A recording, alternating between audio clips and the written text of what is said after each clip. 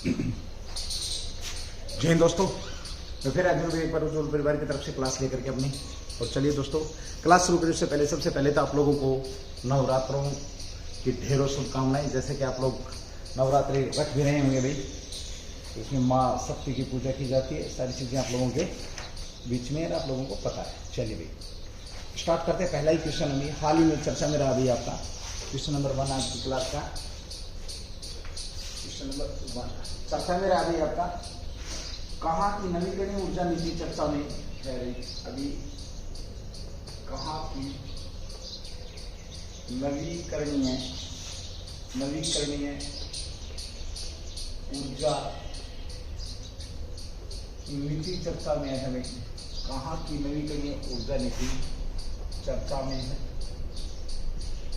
बहुत शानदार क्वेश्चन भी ध्यान रखिए, ठीक है। पूछा जाएगा भी आप लोगों से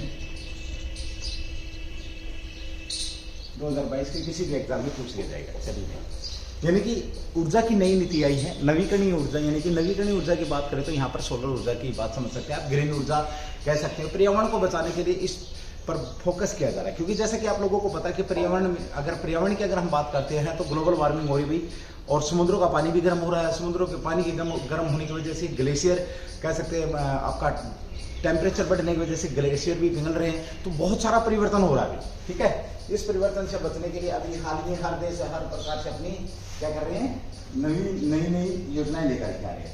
तो कर्नाटक सरकार ने, किसने भी आपकी कर्नाटक जो सरकार है, कर्नाटक राज्य ने एक नई नीति भी लेकर के आए हैं इसके नवीकरणीय ऊर्जा की।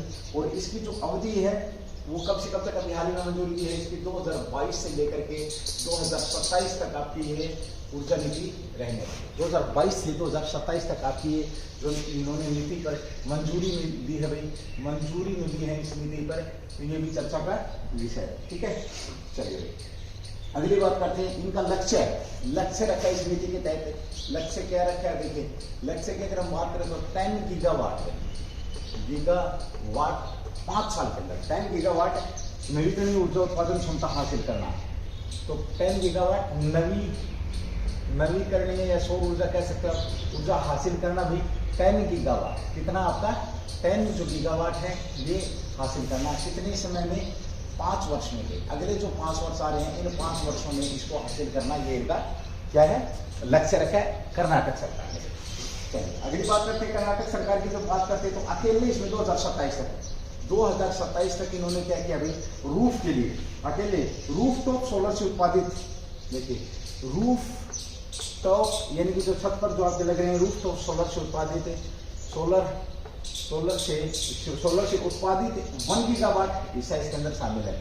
1 जो गीगा है 1 गीगावाट बिजली किससे हासिल करेंगे, रूफ सोलर से हासिल करेंगे। ये भी इनका विषय रहा है, ठीक है। लक्ष्य हो गया आपका। और क्या है ये सारी चीजें आप लोगों के बीच में आ चुकी है। देखिए फिर बात करते हैं एक बार नई जो आपकी ऊर्जा नीति लेकर के आया है कर्नाटक सरकार, उसको अभी हाल ही में मंजूरी दी है। जो मंजूरी उसको दी है तो 2027 तक की ये नीति बनाई इन्होंने। और इसके तहत क्या करने वाले, ये 10 गीगावाट बिजली उत्पादन करने वाले अगले 5 वर्ष में। इसमें भी अगर हम बात करें तो 1 गीगावाट जो बिजली रहेगी वो कौन सी रहेगी, रूफटॉप सोलर के द्वारा कह सकते हैं आप लोग।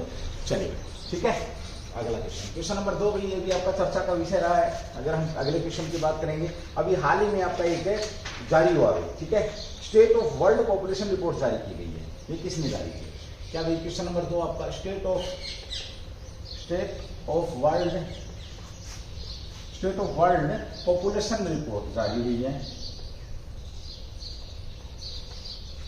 पॉपुलेशन रिपोर्ट जारी की गई है भाई, रिपोर्ट जारी की गई है किसके द्वारा या किसने जारी की। स्टेट ऑफ वर्ल्ड पॉपुलेशन जो रिपोर्ट है वो किसके द्वारा जारी की गई है। चलिए इसकी बात करते हैं। सबसे पहले तो जो आपका ये भाई संयुक्त राष्ट्र जनसंख्या कोष प्रतिवर्ष, क्या भाई आपका संयुक्त जो राष्ट्र है, संयुक्त राष्ट्र जनसंख्या कोष, संयुक्त राष्ट्र जनसंख्या कोष, इसको कह सकते हैं आप UNFPA के द्वारा ये state of world population report SOWP जो रिपोर्ट है वो इन्होंने जारी करी है। संयुक्त राष्ट्र जनसंख्या जो आपका सेवा केंद्र इसने ये रिपोर्ट जारी करी। सबसे पहले तो इस क्वेश्चन का आंसर होगा जनसंख्या कोष है भाई, ये केंद्र नहीं, माफी चाहूंगा, कोष, शायद कोष ही बोला मैंने, है ना, कोष।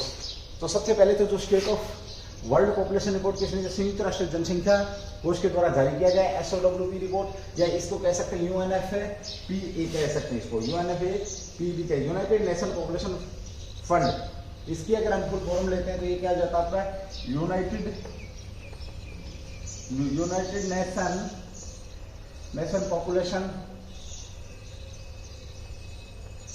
नेशन पॉपुलेशन फंड जिसको बोला जाता है। ठीक है, क्या है भाई आपका यूनाइटेड नेशन पॉपुलेशन फंड के नाम से जिसको जाना जाता है। चलिए अगली बात करते हैं, इसके हाल ही में जो जारी स्टेट ऑफ वर्ल्ड, तो इसका शीर्षक क्या है, इसका जो शीर्षक है वो क्या है। इस रिपोर्ट की सीधी सी बात करें तो शीर्षक की बात करें, seeing the unseen, seeing the unseen, जो दिख नहीं रहा है उसको देखना, या कह सकते हो आप अनसीन भाई, seeing the unseen, the case of action in the neglected cries of United pregnancy, ये सीइंग द अनसीन। अब इसको समझेंगे, इस शीर्षक के नाम से संयुक्त राष्ट्र जनसंख्या कोष के द्वारा सीइंग द अनसीन नाम से, शीर्षक के नाम से ये रिपोर्ट जारी की। इसका मतलब क्या होता है वो देखेंगे आप लोग। The case for action in the neglected, बड़ा शानदार क्वेश्चन बनेगा भाई, बता रहा हूं तुम्हारे को अभी में, अच्छा क्वेश्चन है, पॉपुलेशन से रिलेटेड है। यूनियन ट्रेंडेड प्रेगनेंसी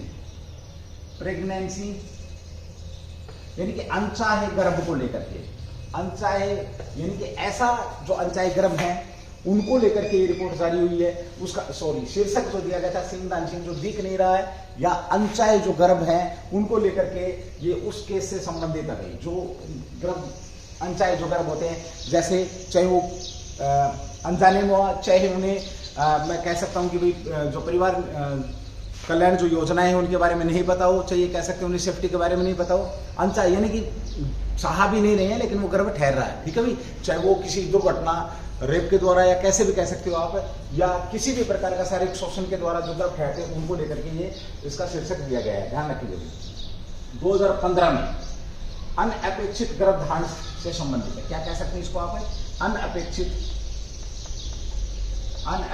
गर्भधारण,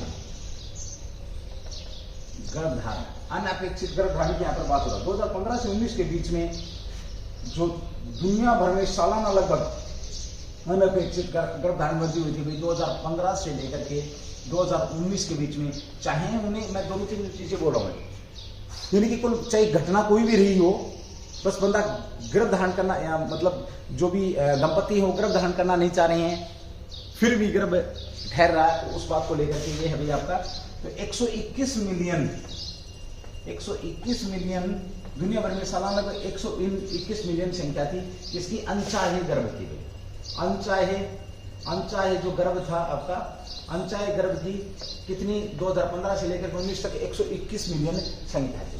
ठीक है, ये रिपोर्ट जब जारी हुई है ध्यान रखें, चाहे उन्हें भी गर्भ निरोधकों के बारे में नहीं पता हो, चाहे सुरक्षित तरीकों का अभाव हो, कुछ भी समझ सकते हैं आप इस चीज को लेकर के। दूसरा भाई 2019 में कोविड-19 के चलते भी ये संख्या आपकी क्या है, बढ़ी है। दूसरा भी हाल में रूस और जो यूक्रेन जो वार है, इस वार में भी दुर्घटनाएं हो रही हैं, तो वहां पर भी ये संख्या बढ़ने के आसार हैं, ध्यान रखेंगे। रिपोर्ट में कहा गया है कि बलात्कार की वजह से गर्भधारण में वृद्धि हो रही है। ठीक है, चलिए अब बात आती है यूएनएफपीए की, इसकी स्थापना की बात करते हैं। देखिए भाई, जो आपका यूएनएफपीए की बात करें, इसकी स्थापना को लेते हैं। स्थापना की अगर हम बात करते हैं तो 1967 में हुई। स्थापना कब हुई? 1967 में हुई थी। ठीक है, काम करना कब शुरू किया था इसने? 1969 में।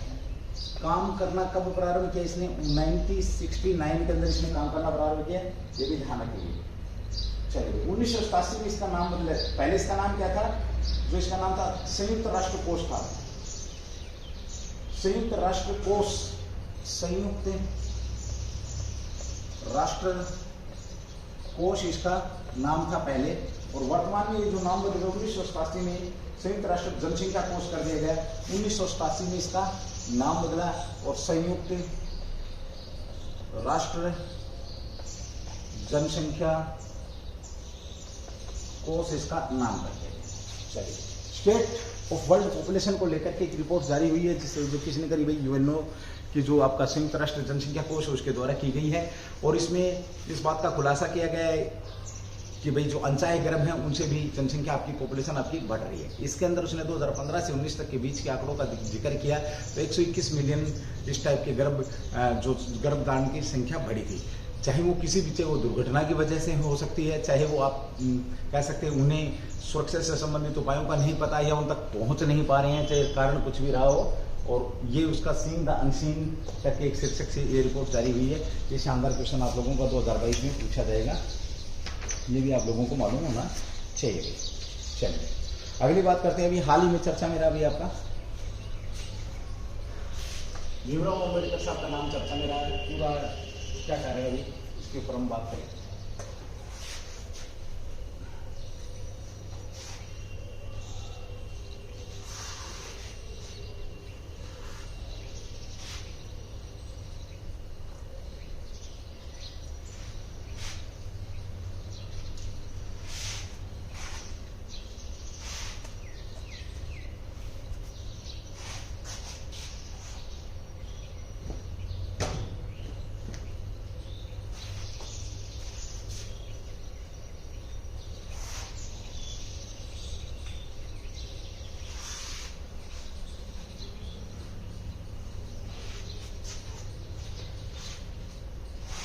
चलिए क्वेश्चन नंबर 3 है अभी, अंबेडकर यंग एंटरप्राइज मंत्र।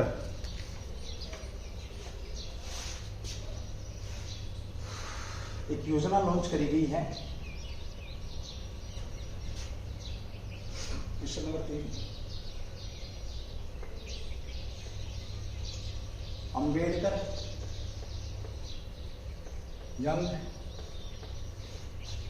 यंग एंटरप्राइजेस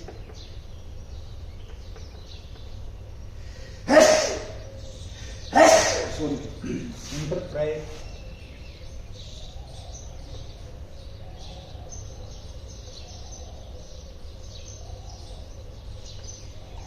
मेंटर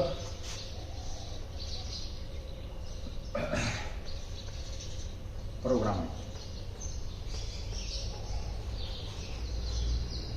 क्या अंबेडकर यंग एंटरप्रेन्योरमेंट प्रोग्राम क्या है, जो कि चर्चा में रहा।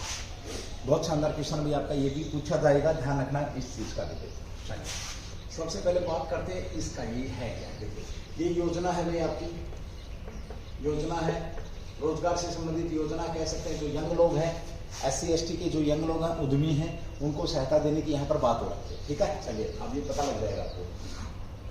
योजना है आपकी, कौन लॉन्च कर रहा है? भारत सरकार। भारत सरकार की योजना है। किसकी योजना है? तो भारत सरकार की योजना है। SC और OBC समुदाय से संबंधित है। संबंध की बात करें इसका संबंध, तो SC और OBC जो समुदाय है इससे संबंधित है। SC और OBC समुदाय से संबंधित है। ये भी आप लोगों के लिए शानदार क्वेश्चन बन जाएगा। इसका नाम Ambedkar young entrepreneur mentor programme, जैसा कि ऊपर लिखे, इसको हिंदी में भी आप लिख सकते हैं। अंबेडकर यंग एंटरप्रेन्योर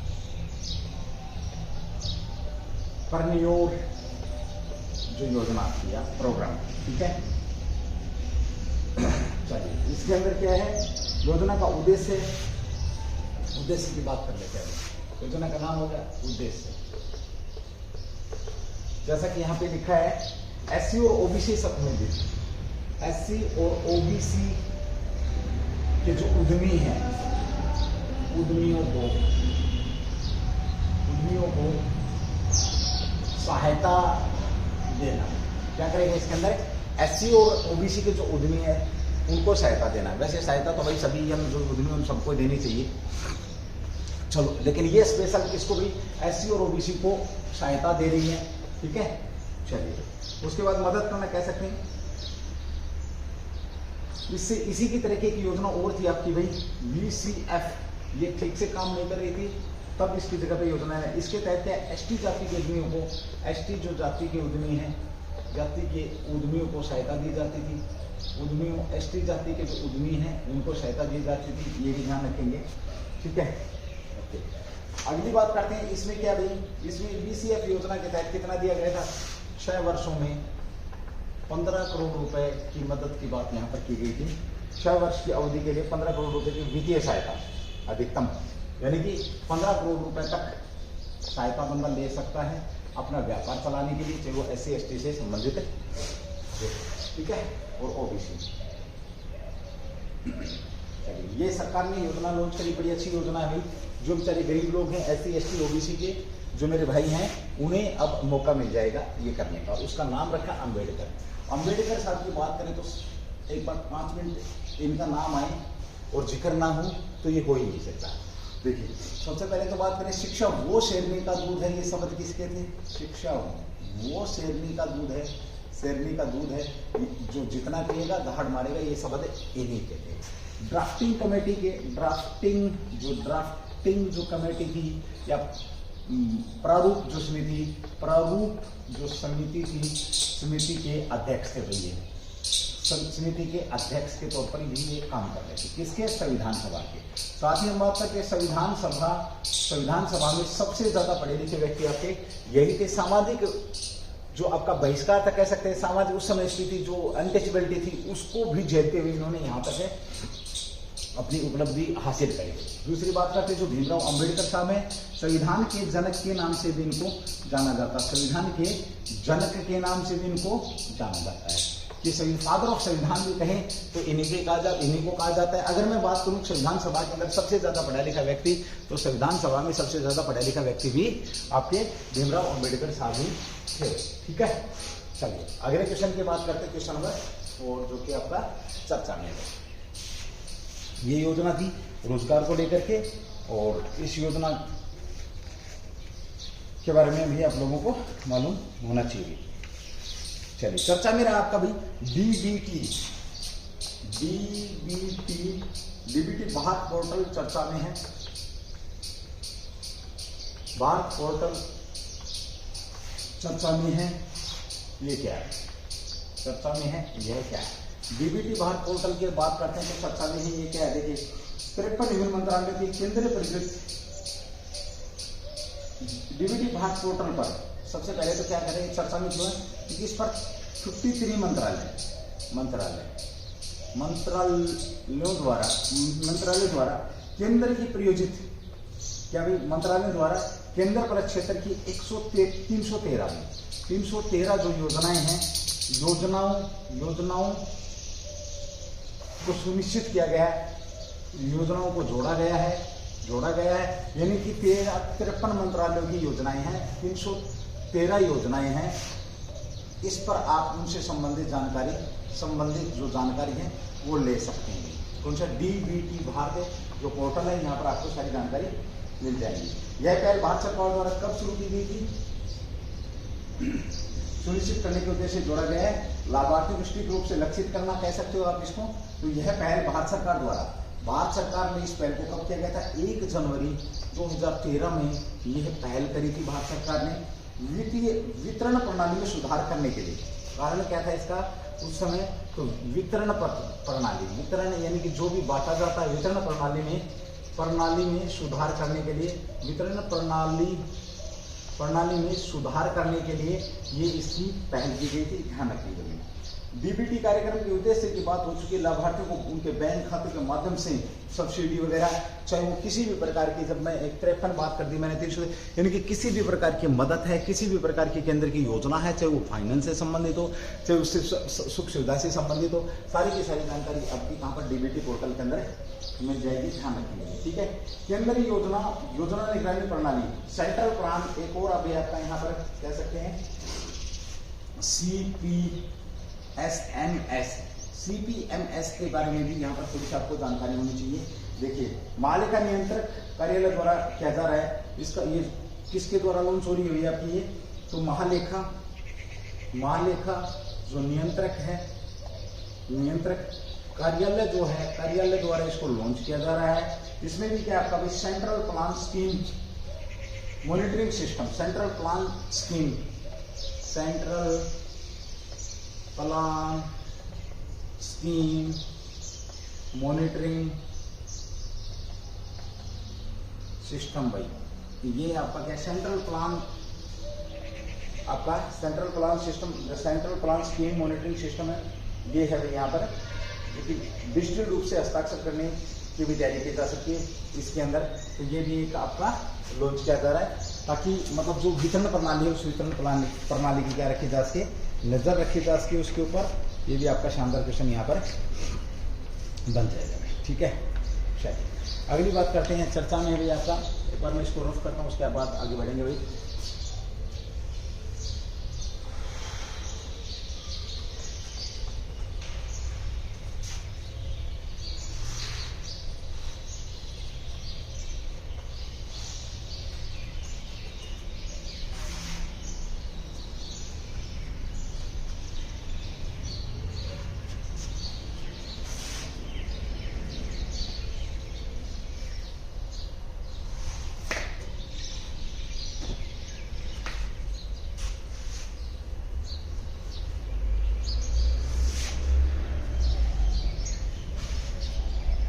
चलिए 1 अप्रैल को कौन सा दिवस मनाया है? क्वेश्चन नंबर 6 भी आपका 1 अप्रैल को कौन सा दिवस मनाया गया? 1 अप्रैल के बाद 1 अप्रैल को कौन सा दिवस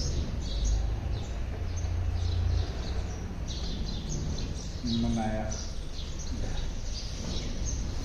शानदार क्वेश्चन भी आप लोगों का। 1 अप्रैल की अगर हम बात करते हैं, उत्कल दिवस पे,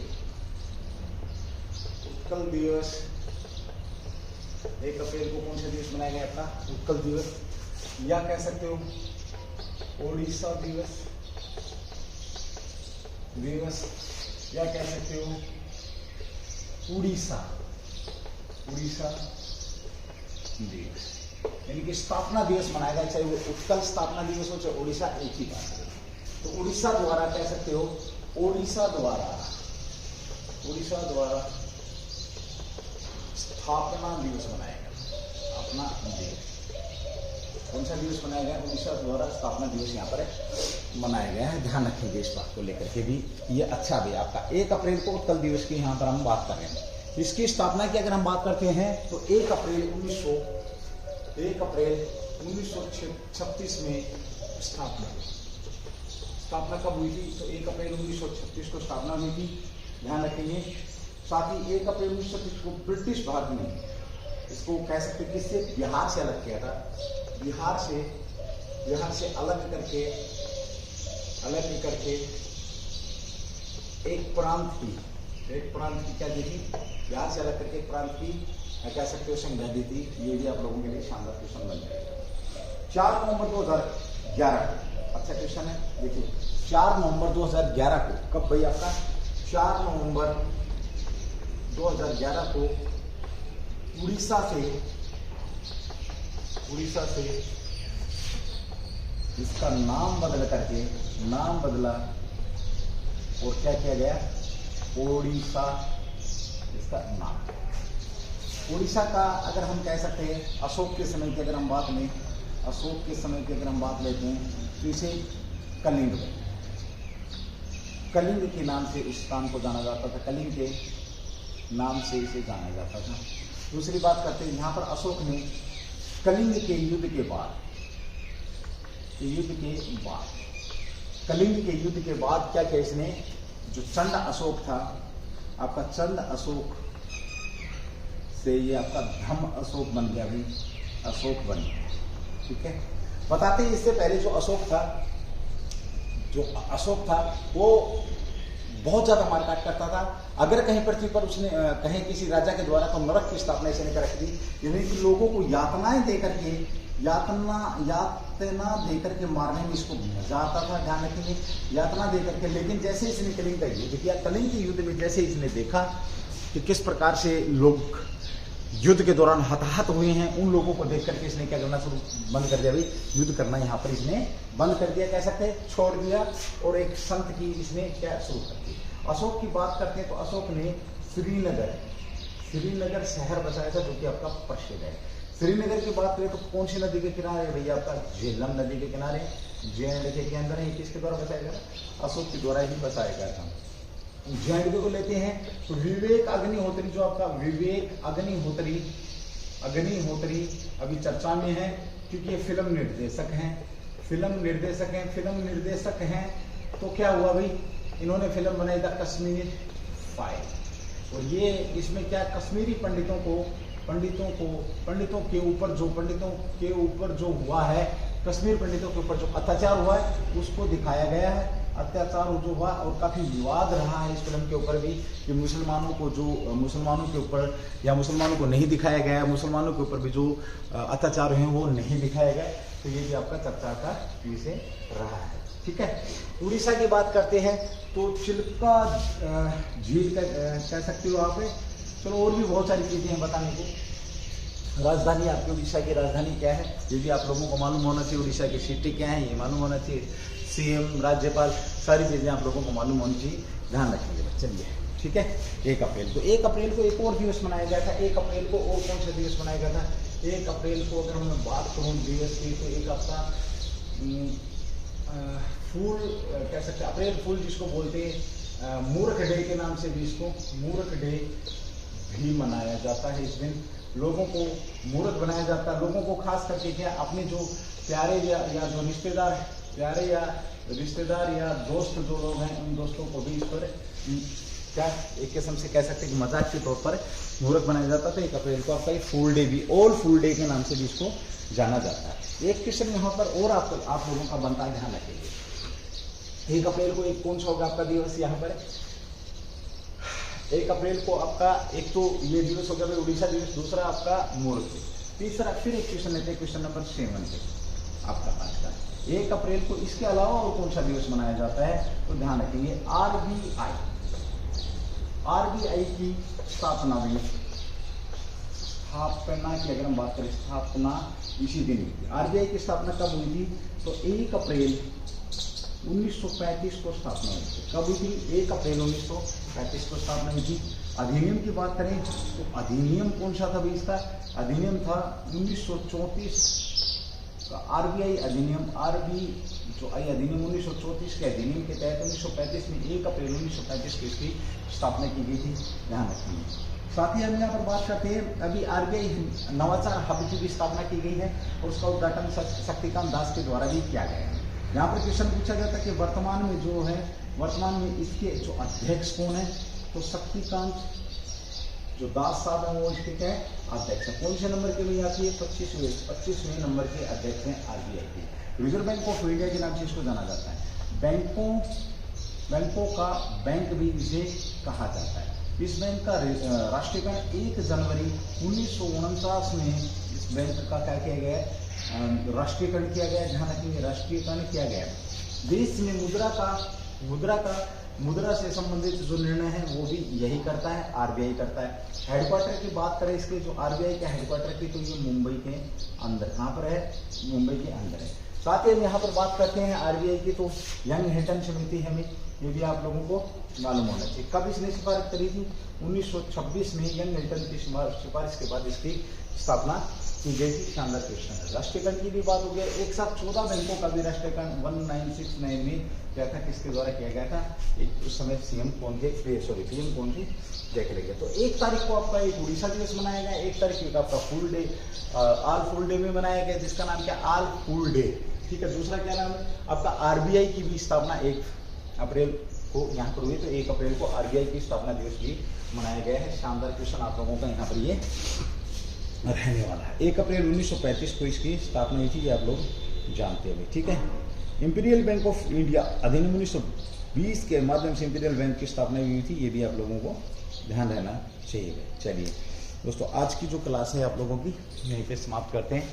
उज्ज्वल परिवार आप लोगों के बीच में इसी प्रकार से अपना जो कंटेंट है वो लेकर के आता रहेगा और बेहतरीन कंटेंट आप लोगों के बीच में हम डिलीवर करते रहेंगे। Thank you. जय हिंद, जय भारत, ब्लू डी वेस्ट।